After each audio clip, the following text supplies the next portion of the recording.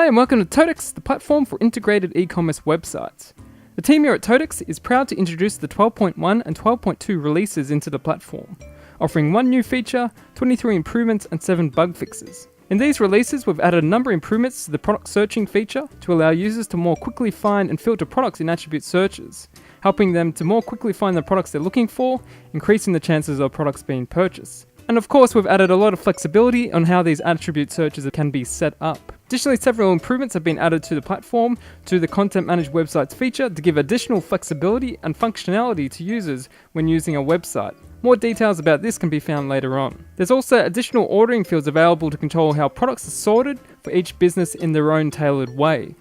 As well as there's now ability to show freight information in invoices retrieved from connected accounting and enterprise resource planning systems, allowing information such as freight carrier, tracking code, and expected delivery date to appear on invoices if the data is available in those systems. Plus, there's numerous small features and additions that have also been added in these releases. To keep alerted of the latest changes we make to the TOTECS platform, subscribe to the TOTECS YouTube channel if you haven't already. And as always, you can find out more information about the changes which can be found on the TOTECS forums by going to totecs.com/forums.html and then clicking on the release forums links to see the notes. Across the 12.1 and 12.2 releases, we've made a number of improvements to the product attribute searching feature available to all content managed websites hosted on the TOTECS platform.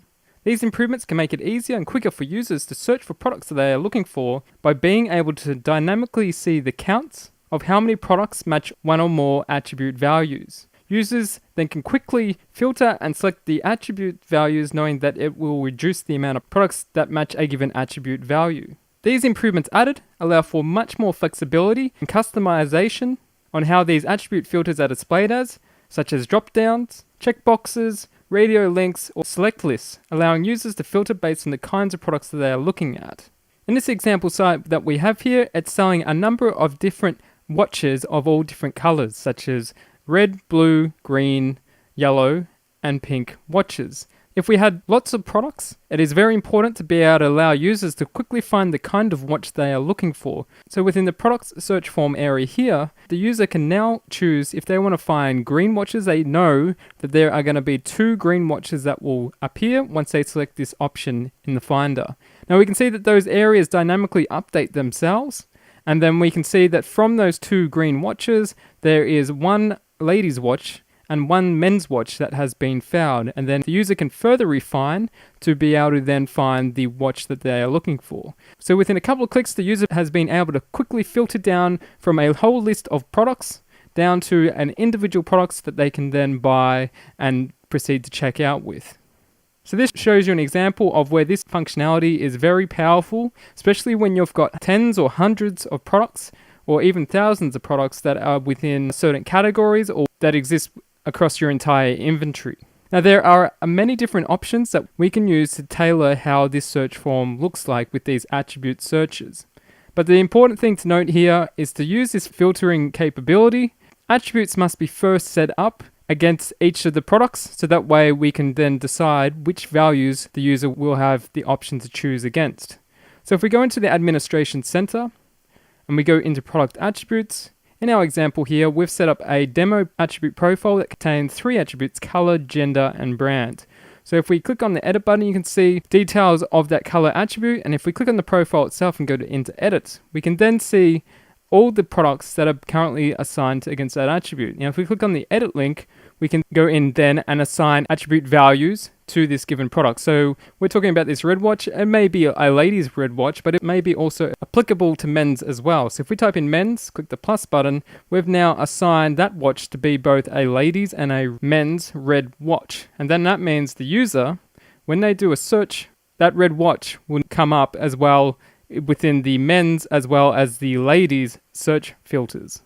Alternatively, you can do this within datasets within the connector or within your own accounting system if that attribute data can be set up there, and then can be separately imported into the TOTECS project. So once we've got that set up, if we then go into the Search Profiles Administration Center interface, and we look at our demonstration profile, so we can set up an attribute profile that allows users to search using attributes. So in this search profile, we've added 2 attributes, one to display as a drop-down list, that's the color, the other attribute to display as radio buttons. So if we click on that, what we've done is added many additional options to the assign search attribute dialog. First, we need to choose the profile and the attribute that we want to display in this form. We can decide if we want color to appear first or if we want gender attributes to appear within the search profile. So that's where we get to choose those attributes. Within this option here, this tells us how we want to display the options that the user can select from. So currently it's set as a drop-down list, but we may want to choose it to display as checkboxes. That allows users to choose from multiple options, not just one option. So if we click on that, click the update button there, and then refresh the interface, you can see now that the color attribute is displaying these options that the user can choose from as checkboxes as opposed to a drop-down. So you can see the functionality and the flexibility that's available, and we can also see these counts that are appearing against each option. So that tells us that we know exactly how many products are a blue watch in this example. The new settings that we've added to the interface is this ability to set whether or not you want the values, the filtered values to show. And this has a few different settings. So if we want all attributes to show regardless of whether or not products are within the given category, so if we click that update to show all attribute values, attributes covering products across the entire inventory set can be displayed here, not just attributes associated with a category if all these products were being listed under a single category. Now we've got these other options here only to show values assigned to active and visible products. We may not want attributes displayed here when those attribute values are associated against products that are not active and not visible, because then the user, if they chose that option, they would not see the products. So that gives another configuration on how the search can be refined. The other part is this one, values to relevant search result or category listing. What this means is that we only want these attribute values to display if this page is being displayed for a category listing or when the user is being taken to this page from a search form on another page. So it limits down the attribute values that will be displayed based on the kind of search that the user is performing. So we're coming from a watches category, so we want to display only attribute values that are associated with products in the watches category. So that's why that was set to that option there. Now this other part is dynamic searching. So when we choose an option, we can see that the page dynamically refreshes itself without having to reload the full page. So every time I click on an option, you can see that there are different products that display or disappear, as well as the counts will update themselves as well. So that's what we call dynamic filtering, where the user does not have to refresh the page and they can see the changes being made as they make selections within the search form. So if that box is not ticked on, then when the user selects a checkbox option, you can see that the area does not automatically reload itself, nor does a search happen. So if you want the user to select from many different options or different attribute values across many different attributes, you may not wish to always dynamically update the search until they're finished selecting all their options, and then they can manually click the search button. Now we can see that if we tick the checkboxes here, that dynamic search filtering doesn't happen. But if I choose the radio buttons, because that attribute does allow it, we can see that the search then gets performed. So you can mix how you set your attribute values and how they dynamically update the search form. So we'll turn that back on. Now the other part is we've got this new option called show attribute value count. So we've got an option of whether or not we want to display the numbers against each of the attribute values. So you can see that green here shows that there is one product that is available in green, one product is available in pink and red. If we set this option to no count and then updated the form here, now when we reload the page, you can see that the numbers no longer appear on the right-hand side of those attribute values. So the user then does not know how many products that are associated with those attributes. So it's up to you to decide whether or not you want to show the numbers or if you don't want to show the numbers, depending on how you've configured the search form. So we've got a few options. We can either show that count as inline, so that means that it's on the same level as the label that appears for each attribute value, which we had as before, or we can set it as a span. And a span is a web page element that then can be further stylized based on the theme and on the way in which you want to display these labels. So each of these numbers would be wrapped around what we call a span element, and then we can set up some custom styling. So it's more flexible if you're an implementer of websites, then you can have you can play around more with how you want those counts to display. So that's what that span option is. So we'll just keep that as inline as before. These different options will change and disappear depending on how you display the attributes. So if you choose page links, you've got a lot less options because they don't allow the counts to display, because there's a section option for that, and that's the older functionality that we had in order to display these counting functionality. So there's a lot less options. But if you've got select lists, if you've got checkboxes, radios, you've got all these extra settings on how to configure the search form area. This allows businesses to get quite creative on how these attribute forms are set up. Now, besides that, so we can change the ordering. Maybe we don't want the color to appear first. Maybe we want the gender to appear first. So if we click the up arrow, then I'll put the gender attribute first. You can see that the gender attribute comes up first with its values. Typically, users would look at the top attribute values first, so they may be the more important attributes that users make the decisions on the products that they usually want to find. Now, if we wanted to add another attribute, since this search profile has 3 attributes available to it, we simply click the add button. We choose the new attribute that we want to add. So we've got this third attribute called brand. We want to display that as a select list. We want to allow dynamic searching. Click the add button. Close that. We can now see that we've now got 3 attributes that appear in the form. And so now you can see we now have gender, color, and brand. So we've got in the brand, we've got 3 different kinds of brands of watches. We have cheap watches, mainstream, and premium. So then we may want to choose the brand, the premium brand, and already we can see that it always updates the number of watches that are available in both the gender and color attributes. So once again, just highlights how you can have several attributes, not just 2. We could have 3 or 4 or 5 depending on the data, the attribute data that is available for your products. And from a user's perspective, it should be nice and quick just to choose the options, and then already exactly found the product that they're looking for. These improvements that we've added, the additional flexibility we've added into the attributes, should make it nice and fast for users to find the products that they're exactly looking for within your inventory and catalogs. In the 12.2 TOTECS platform release, we added a new improvement to be able to customize the way that products are ordered by, based on being able to set a unique order weighting for each product.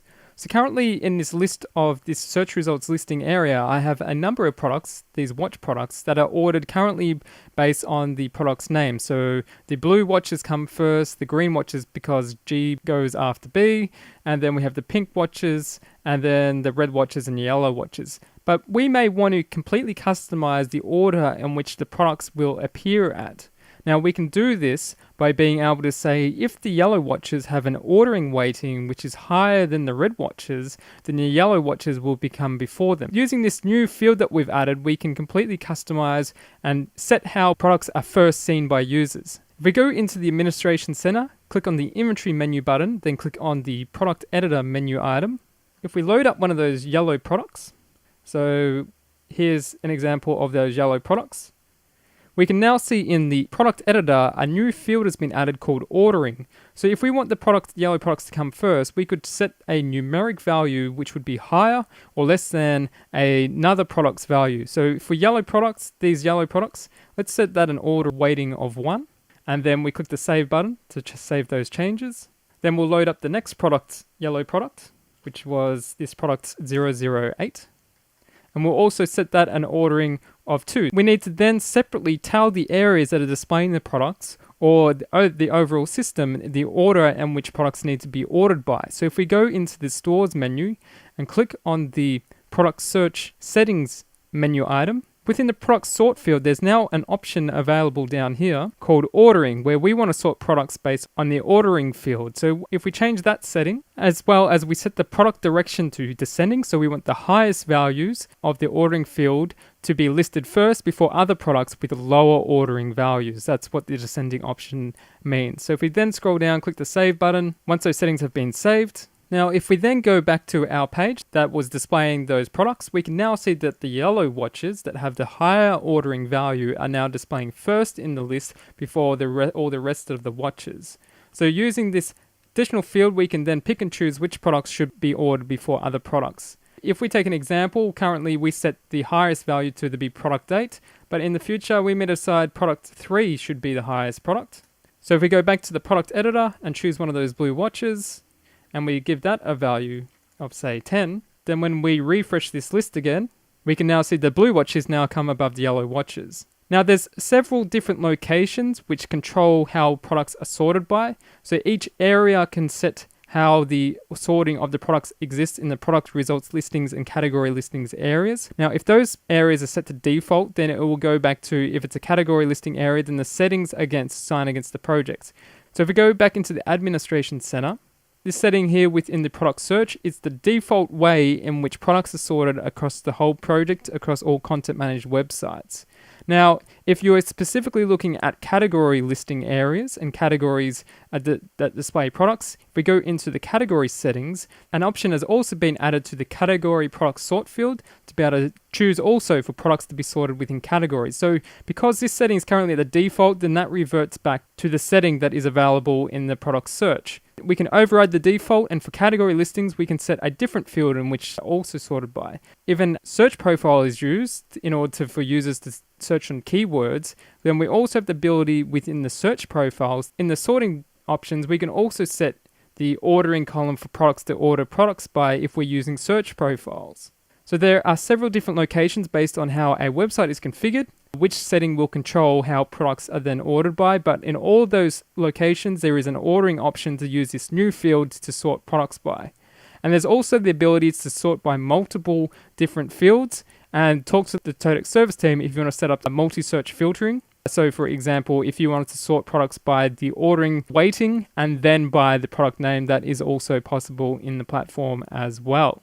Another sorting option that we also added in the platform releases is the ability to sort products based on products that are on contract. And what that means, if a customer is on a contract where they receive products at a specific price, then if we set this option to sort products on contract and do that based on ascending, save that setting, once we refresh the product list, we can now see that the product in green, so green denotes that it is on contract. It doesn't need to be green. It can be any color you want it to make, but it's just the color to denote that product is on a contract. That customer may have lock-in pricing or cheaper than normal pricing because a special deal has been set up for that product. If there were multiple contract products that were marked, then they would appear before all other products in the list. So that may help users to easily identify when they're getting special deals, when they're seeing products that are specifically marked against their account that they can then purchase with pricing that has been specifically set up for them. So it's another great tool to be able to control which products come first. So you may want to set up specific contracts in your accounting or ERP system for that specific customer.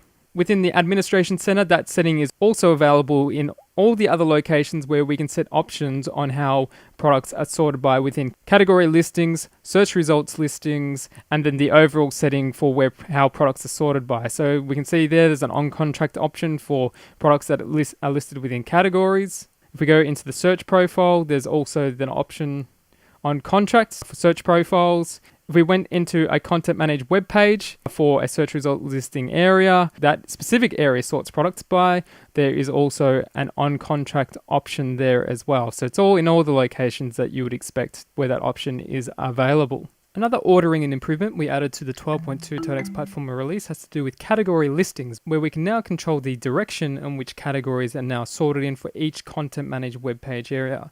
So in an example here, we have a category called technology and accessories. And this area contains a category listing area which displays each of the subcategories that are underneath this, such as air purifiers, auto and battery power supplies, among many others. Now, the improvement that we've added is we can now change the direction in which these categories are sorted by. So previously we didn't have control on this specific area on this specific web page. So if we wanted to, rather than having air purifiers come first, we may want the categories to be listed from Z to A as opposed to A to Z. So we want the wireless USB adapter to come first and then the Wi-Fi extender categories. If we go to the page that displays our category listing area and click on the View All Areas menu item, within the web page areas, if we find a category listing area and click on it to view its settings, within the settings dialog, there's a new option that's been added called Order Category Records. So this setting now allows us to change the ordering of the categories from ascending or A to Z to now descending from Z to A. Once we click on that setting, click the Assign button. If we then refresh our category listing page, we can now see the category starting with W come before the category starting with T, and so on and so forth. So we've flipped around the order in which categories are ordered by. And that may be relevant if you're not sorting by category name, or you're using a different ordering field in order to control the way in which categories are sorted by. And the way we control which field of the categories is used to sort the categories, if we go back into the Administration Center, click on the Inventory menu, click on the Category Settings option, then within there's a setting called Category Sort Field, which controls which column we're going to use against our categories in order to do the sorting. So we can either sort by category ID or category name, or we can put a custom condition on how, if we wanted to do multi-column sorting from there as well. In the 12.2 TOTECS release, we'd added an improvement to the platform that allows any custom JavaScript to run after a product has been added to basket that can show the information about the product that has been added to basket. To show you an example of this in action, on a Content Managed web page that displays details of the user's basket, in the Quick Add area, or any area where the user can add a product to basket, so we've got an example product here. Upon adding this product to basket, we have configured this page to be able to show additional information about the product that has been added to basket. In these information dialogs that appear, we can see that we can show the image of the product as well as a message that shows information about that product as well. We can show more information about a product, not just its product image, but there is a whole range of different pieces of detail that is available to JavaScript, that is custom code that can be added once a product is successfully added to basket. So that information can include, we could show the product code of the product that is just added, we can show its name, any of the 4 description fields, as well as the images in different sizes. We can show prices, such as the price that has been added when that product was added to basket, as well as pricing in the default currency that the user has selected if there's multi-currency turned on, as well as we can show flags. In our example, we're actually using the flags approach to be able to show these messages. We have 2 flags set up that are assigned to this bookcase furniture that says when the user adds this product to basket, there's going to be additional delivery fees because the bookcase is a large item and it's going to take more effort to ship, as well as it needs to be installed and assembled where after it has been delivered to where it needs to go. Taking this a step further, in our example here, the user gets a choice whether or not they still want to add that product to basket, or they can cancel it out.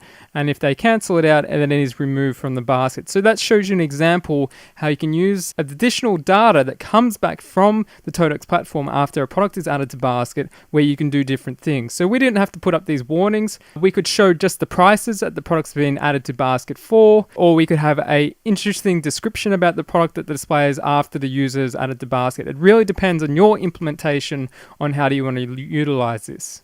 To leverage this flexibility, you need to understand JavaScript, and JavaScript is the programming language that sits behind web pages to enable you to then listen for the add to basket event. And that event can be called not just from the quick add area, but also from any area on a content managed website that calls the add basket process. So you can see that I'm also adding a product to basket from the basket listing page, which we have here as well. And if I go to the products detail page, we can also have that same set of JavaScript or that same pop-up message appear in that product detail area. So this functionality is available across all areas on the content managed websites that support the add to basket functionality. It allows for consistent messaging to appear to the user, and being able to implement it in one location or one JavaScript file that listens for this after add to basket event that occurs. So this is another great tool that implementers can utilize to allow for very customized, very tailored functionality in the add to basket process, ensuring that users are getting the information that they need to help them go through the buying process. A new feature we added into the 12.1 TOTECS platform release is a new content managed web page area for the forgot password functionality. So to show this in action, if I click on the login button, and as a user I forgot my password, so I click on the forgot password link, a new area type called the forgot password area can now be embedded on the page wherever we want to put it.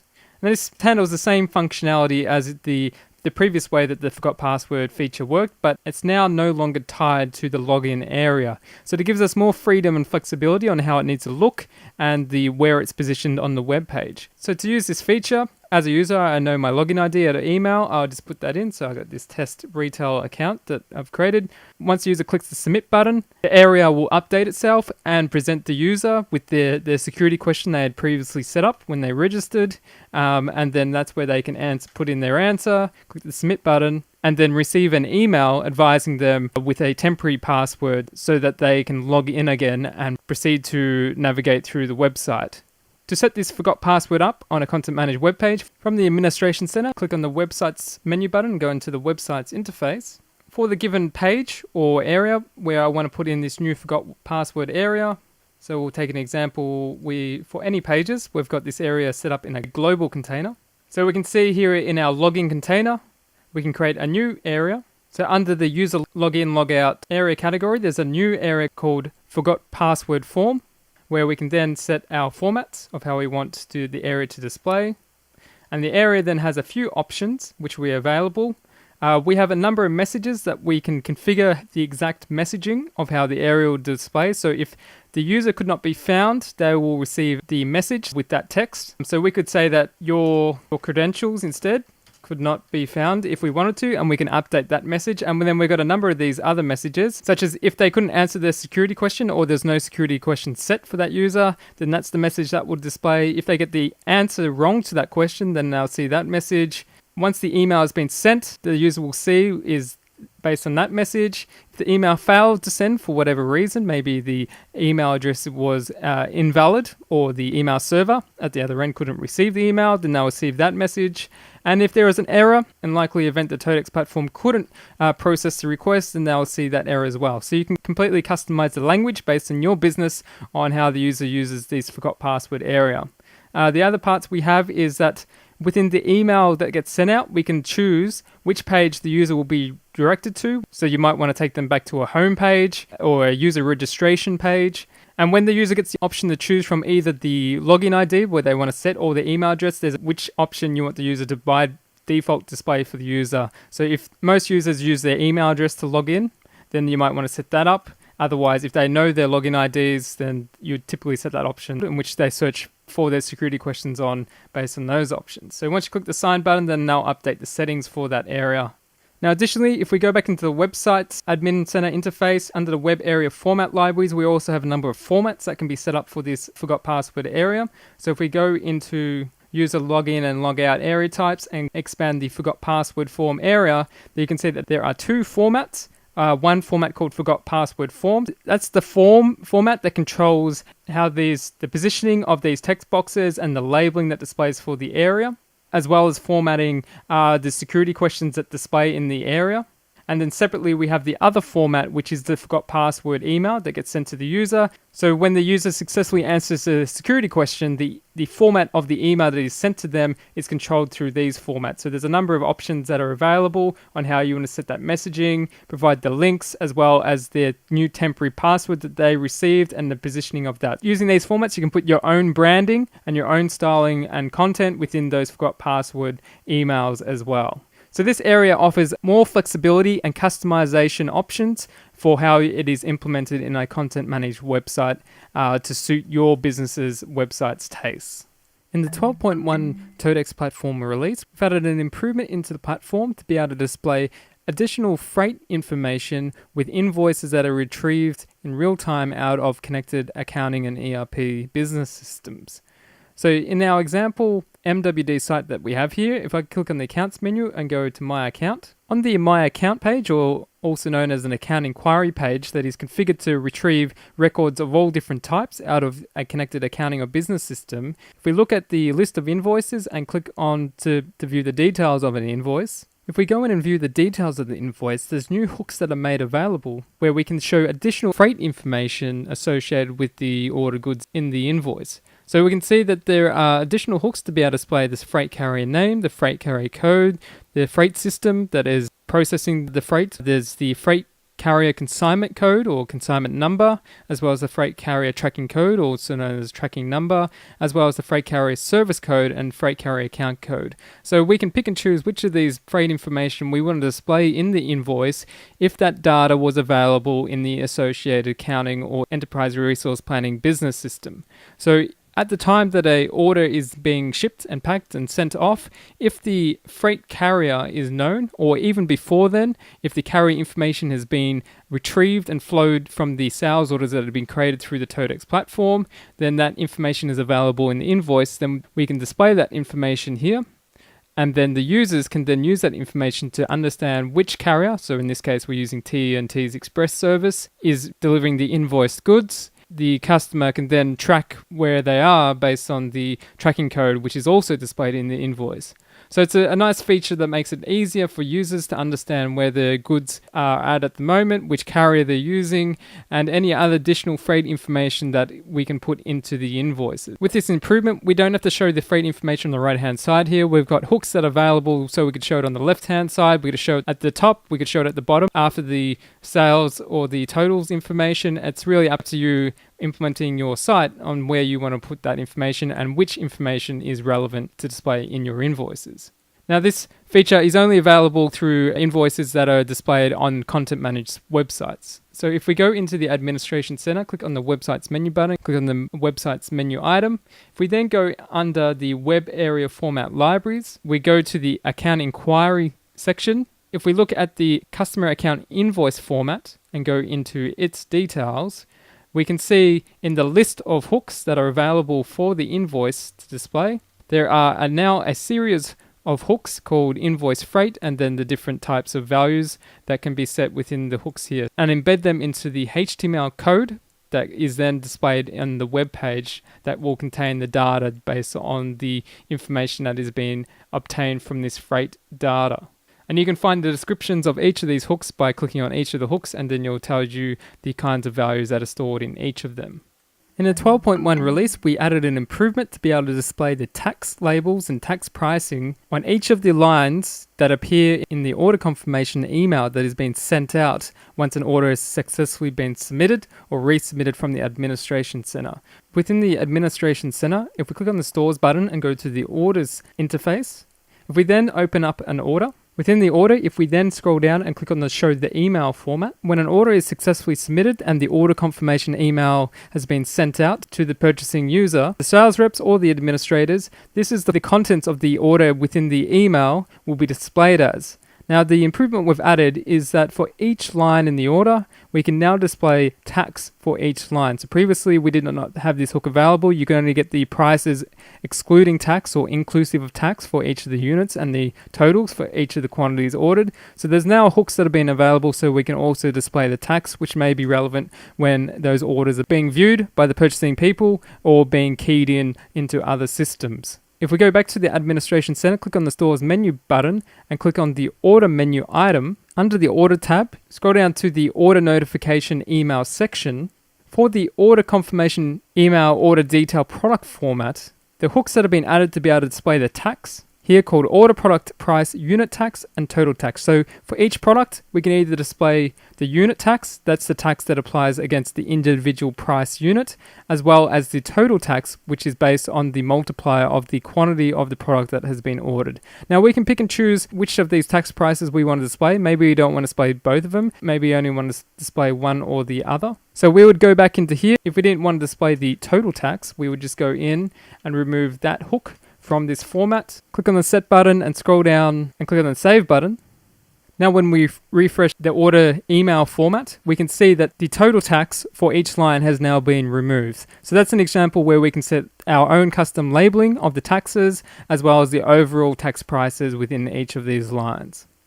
In the 12.1 release, we added an improvement to the user searching within the administration center to add more advanced rules on how we can find users. From the homepage, we will click on the users menu button and click on the search users menu item. Within the search users interface, if we click on the all users search category, a new search rule has been added where we can find all users with a sales rep ID equaling a certain value. So this allows us to find all users assigned with a given sales rep. So if I type in the ID of a sales rep that I know exists, such as TOTECS, then we can see all the sales rep users that exist that are assigned to this TOTECS sales rep ID. So if you have multiple employees and each employee has their own dedicated sales rep ID, then you'll be able to find the users, their associated users who are assigned to that same sales rep ID.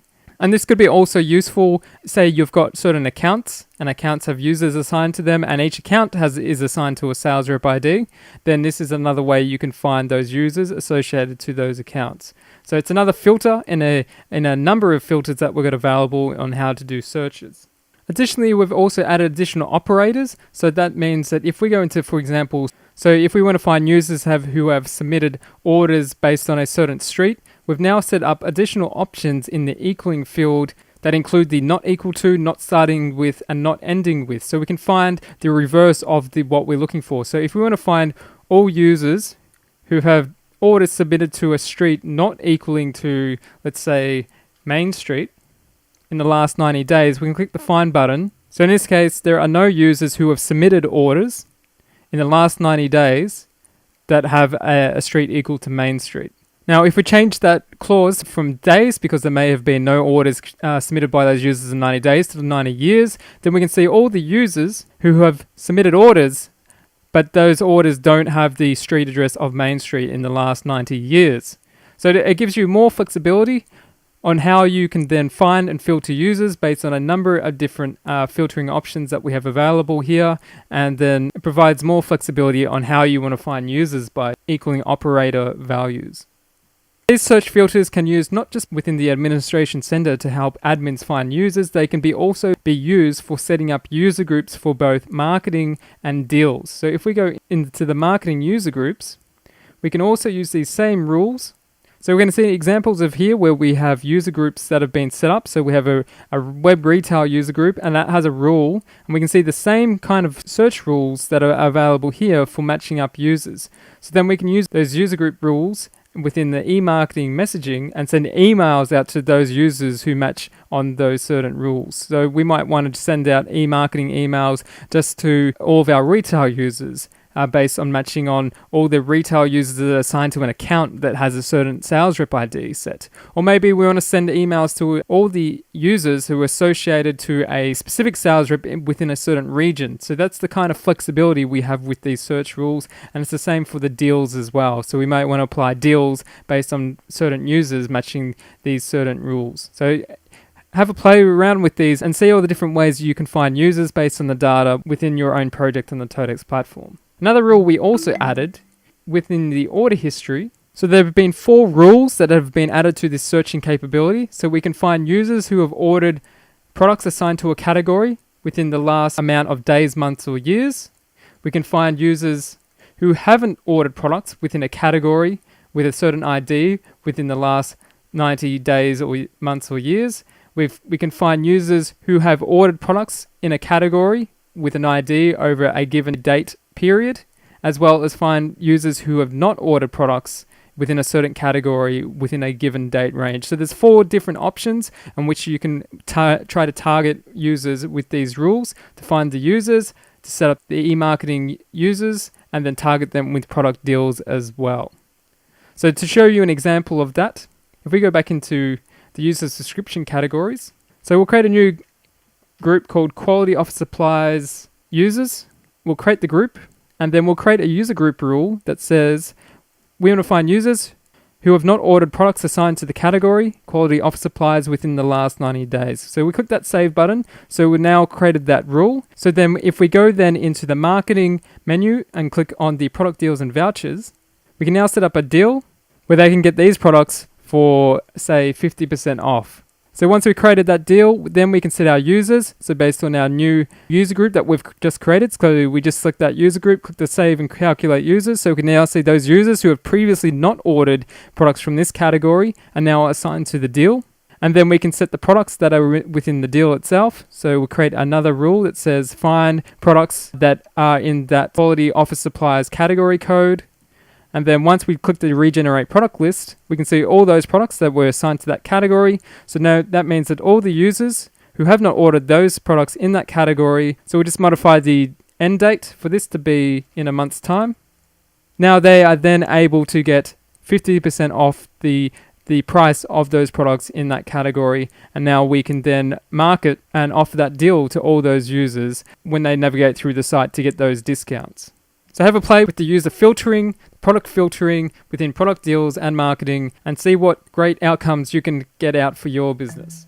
We've also made an additional small improvement to the website's interface. If we go and view and modify a content managed web page, if we go into any web page and click the view all areas, we now display the IDs of each of the areas to the left-hand side of them in this list. So this makes it easier for website implementers that are actually viewing and looking at the styling and content that they're displaying on the web page and being able to match up the IDs quickly and easily on the page in the code that sits behind the web page, easily to the areas that are configured here. If you hover on the container hooks, then you can also see the IDs of the containers, which is also useful for website implementers setting up containers and setting up areas that display within certain containers. So this should make it quicker and easier for website implementers to implement areas and then see the work that they've been producing for content managed web pages within that website. Another useful improvement added to the 12.1 release is if we go within the users again, if we then just type in a user and click to view the details of the user, another field has been added called company name, and that's when we can then enter the details of the company that user may be associated with if that user is buying on behalf of a company. So we could have set the user company name could be TOTECS, and that means that user typically orders on behalf of that company, and then we can choose to display that company name in areas on a content managed website. So that way, when a person is logging in as a user, they can see that they are ordering on behalf of that company. And that data can also be then imported from external accounting and ERP systems as well. So if we click on the update button, that will then save the changes to that company field, as we can see there. So that's a wrap up of the 12.1 and 12.2 TOTECS platform releases. As always, you can find more information in the forums by going to totecs.com/forums.html. Then within the TOTECS forums, if you scroll down to the releases section, then you can see all the information about the releases that have gone on and all the details. We highly recommend you subscribing to the YouTube channel so that way you can receive future information about the next amazing releases that we've got coming up. For any more details or any more questions or comment, please post your questions, comments or feedback or wish lists on how to make the platform even better by going to the TOTECS forums, logging in and posting under the relevant forum. Thanks for taking the time to listen. Until next time, happy e-commerce trading.